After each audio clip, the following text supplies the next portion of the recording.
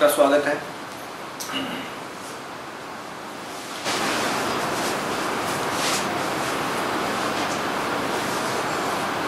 आज से हम जीवन मुक्त गीता की एक नई सीरीज शुरू कर रहे हैं। भगवान दत्तात्रेय के दिए हुए ज्ञान में अवधूत गीता है, जीवन मुक्त गीता है,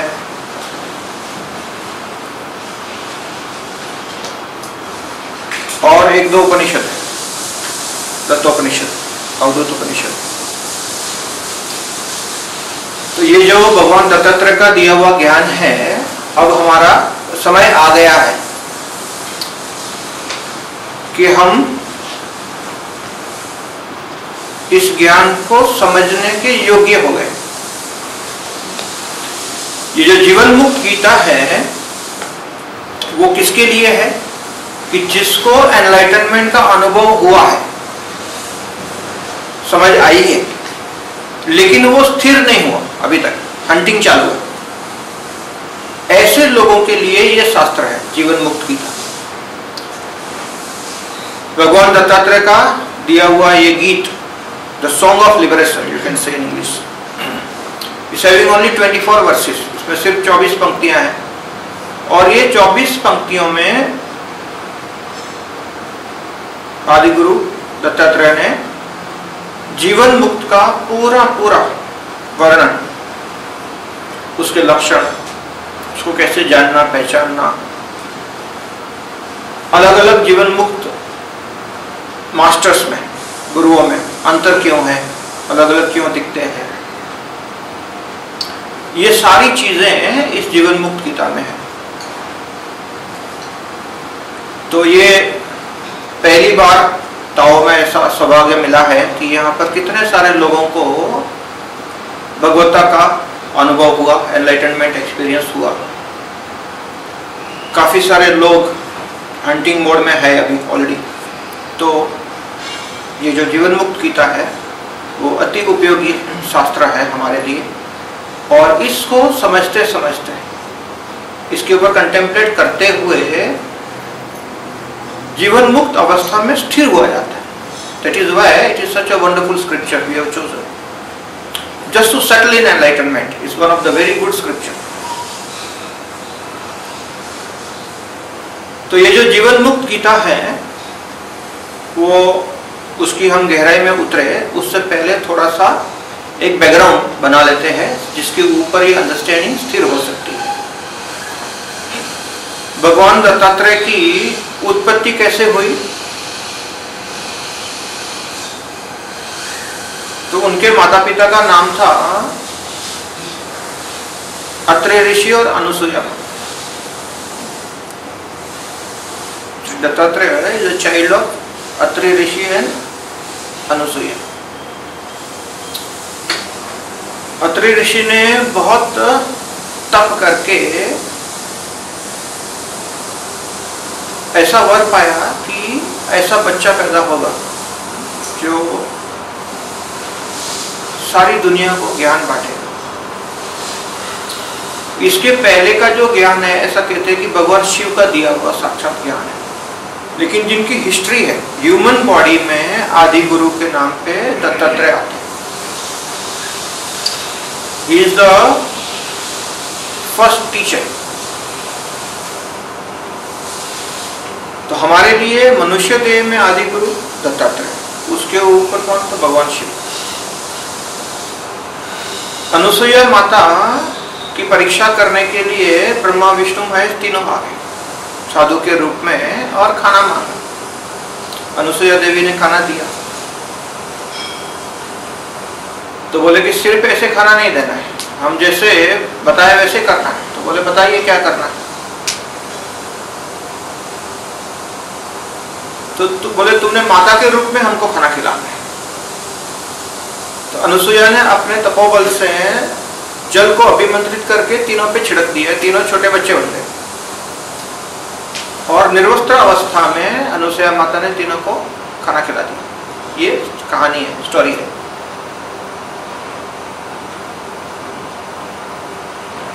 और ये तीनों की पत्नियां आई, बोले इनको भी वापस बड़े कर दो, ये तो छोटे बना दिए। ओके, फिर से वो अभिमंत्रित जल छिड़का तो तीनों अपने स्वस्वरूप में ब्रह्मा विष्णु महेश के रूप में आ गए और बोले हम अति प्रसन्न हुए तुम्हारी भक्ति से, तो वर मांगो। तो बोले तुम तीनों ही बच्चे बन के, अभी बच्चा बने हैं, तुमको खिलाया है, अभी तुम तीनों ही सचमुच में बच्चा बन के मुझे आपकी मां बनने का अवसर प्रदान करो। और तथास्तु करके चले गए।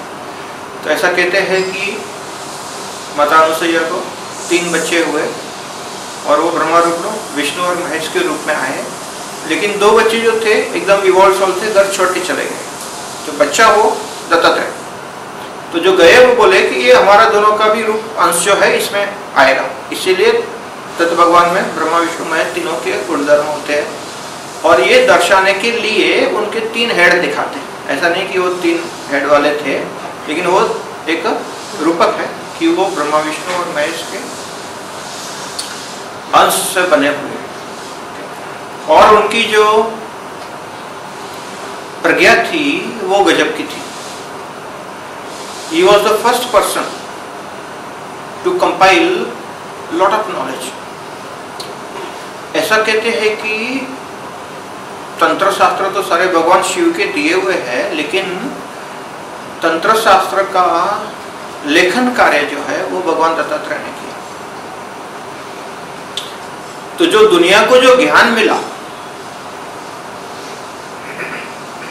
उसमें वो सारा ज्ञान ह्यूमन बीइंग के फॉर्म में अगर देखा जाए तो भगवान दत्तात्रेय से आया है।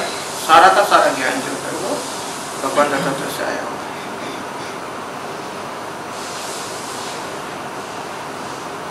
दत्त संप्रदाय के ही अंडर में नाथ संप्रदाय आता है।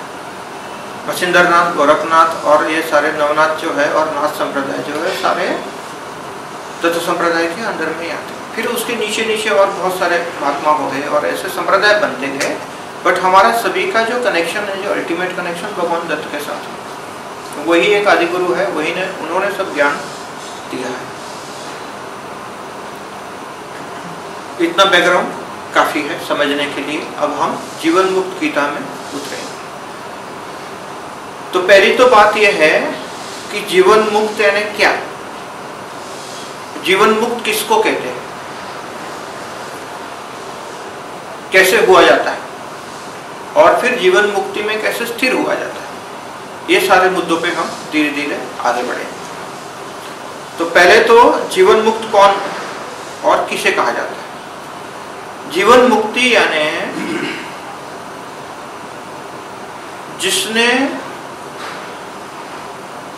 भगवत्ता का अनुभव किया, जो अपने मन और शरीर के अटैचमेंट से परे गया।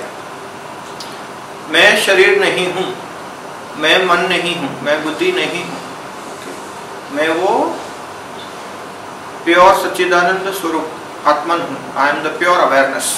ये एक्सपीरियंशियल अंडरस्टैंडिंग में जो स्थिर हो गया उसको जीवन मुक्त कहते हैं। कि जीते जी शरीर में होते हुए भी पूर्ण चेतना में स्थिर होने वाले व्यक्ति को जीवन मुक्त कहते हैं।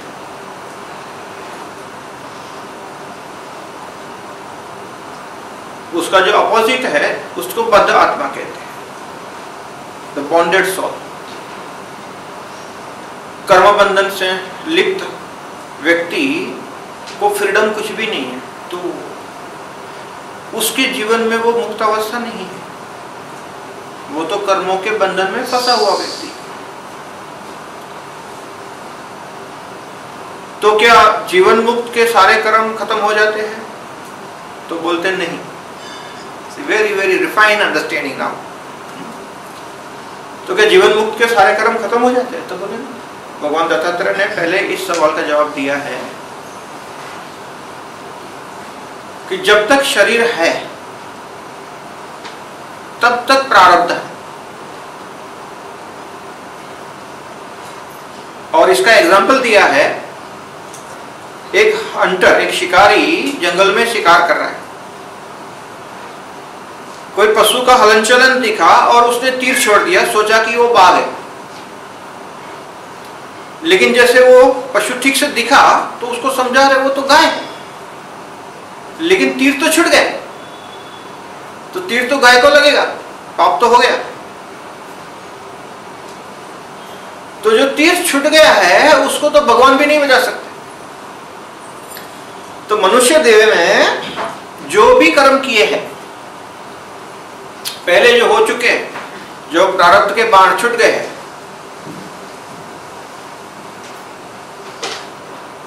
उसको तो कोई कुछ नहीं कर सकता। तो जब तक जीवन मुक्त शरीर में है तो उस शरीर को वो प्रारब्ध अब भी लागू पड़ता है। तो फिर फर्क क्या हुआ? कौन से कर्म जल गए? ऐसा कहते हैं कि ज्ञान अग्नि सर्व कर्माणि भस्मीभूत कुरुते, तो कौन से कर्म जल गए? तो बोले जो संचित कर्म है वो जल गए। आगामी कर्म जो है, जो फ्यूचर में फलीभूत होने वाले, वो भी जल गए। ज्ञान की अग्नि में संचित कर्म का गोडाउन जल गया। The roasted seed will not sprout, लेकिन फिर भी जो प्रारब्ध के बाण जो छूट गए हैं वो तो जीवन मुक्त अवस्था में होते हुए भी जब तक शरीर है तब तक जीवन मुक्त को उसका अनुभव होते रहेगा। इस चीजों को समझना इसलिए जरूरी है कि यहाँ पर बैठे हुए बहुत सारे लोगों को भगवत्ता का अनुभव हुआ, लेकिन स्थिरता नहीं आती है। तो ये जो समझ है जीवन मुक्त गीता की, ये समझ के हिसाब से आपके जीवन में स्थिरता आ सकती है। तो कर्मों का बल तो रहेगा। जो तीर छोड़े गए हैं पहले अज्ञान अवस्था में, एनलाइटनमेंट से पहले, वो प्रारब्ध तो घूम के वापिस आएंगे, क्योंकि वो शरीर का कर्म है। तो जब तक शरीर है तब तक ये कर्म वैलिड है। लेकिन संचित कर्म का जो बंधन है उसका एक अलग से उदाहरण देते हैं भगवान दत्तात्रेय। ये बोलते हैं जो रस्सी होती है, जैसे रस्सी से बांधते हैं, वैसे बद्ध आत्मा संचित कर्मों से बंधा हुआ है। लेकिन जैसे ज्ञान प्राप्ति हो गई तो जैसे रस्सी को आग लग गई, रस्सी को आग लग गई तो भी उसका जो ऐश होगा, उसका जो राख होगा, विभूति होगा, उसमें भी रस्सी का शेप साइज तो होगा, लेकिन उसमें स्ट्रेंथ नहीं है। अब वो रस्सी दिखती है लेकिन बांधती नहीं है, क्योंकि वो उसका जो बल है रस्सी का बांधने का वो खत्म हो गया। ऐसी सोच। वैसे जीवन मुक्त अवस्था में जो व्यक्ति है उसके संचित कर्म सभी राख हो गए, इसलिए नया कुछ प्राउट नहीं होने वाला। जो प्रारब्ध भुगतना है, जो भुगत रहा है वो भुगतेगा शरीर, उसमें भी फर्क पड़ेगा। शरीर भुगतेगा लेकिन उसकी चेतना के हिसाब से वो शरीर से अलिप्त रहेगा। जैसे हम थर्ड पार्टी को, नेबर को देखते हैं, वैसे ही जीवन मुक्त व्यक्ति अपने शरीर को अपना नेबर समझता है। मैं शरीर नहीं हूं, इसमें वो स्थिर हो जाता है तो शरीर उसको पहला नेबर के जैसा लगता है। जैसे बाहर वाला दूसरा पार्टी देखता है वैसे ये भी देखता है कि ये शरीर को अच्छा बुरा जो भी है अनुभव हो रहे हैं कर्मों के आदि, लेकिन उसमें लिप्त नहीं होगा, अटैचमेंट नहीं होगी। तो ये पहला लक्षण है कर्मों के आधीन क्या होता है जीवन मुक्त में। तो संचित कर्म खत्म हो जाते हैं, फल नहीं देते हैं। प्रारब्ध जो तीर छूट गए हैं वो अपना गुणधर्म जो भी है दिखाएंगे। आगामी कर्म जो फ्यूचर में फलीभूत होने वाले वो भी खत्म हो जाते हैं। और जीवन मुक्त का हर क्रियामान कर्म इज फुल ऑफ अवेयरनेस। तो वो क्रियामान कर्मों से नया कर्म नहीं बांधता है और उसके क्रियामान कर्म संचित में नहीं जाएंगे। तो संचित की किटी बढ़ने का तो कोई सवाल नहीं है, जो है वो खत्म हो गई है। सिर्फ प्रारब्ध जो बचा है वो शरीर को भुगतना होगा।